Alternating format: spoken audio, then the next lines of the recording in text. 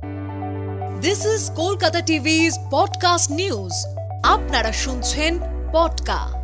সংসদের অধিবেশনে অসুস্থ তৃণমূল সাংসদ সৌগত রায়। আমি শুভাঙ্গী, শুনুন বিস্তারিত। সোমবার বিকেলে লোকসভার অধিবেশন চলাকালীন আচমকাই অসুস্থ হয়ে পড়লেন তৃণমূলের সাংসদ সৌগত রায়।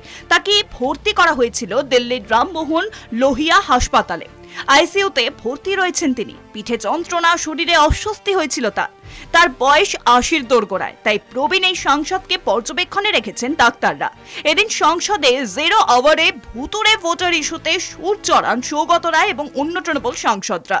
নির্বাচন কমিশনের সাহায্যে ভোটার তালিকায় গড়মিল করা হয়েছিল বলে দাবি করেন তারা। অভিযোগ, সৌগত রায়কে বক্তব্য রাখতে বাধাও দেওয়া হয়। পরে ওয়াকআউট করেন বিরোধী সাংসদরা।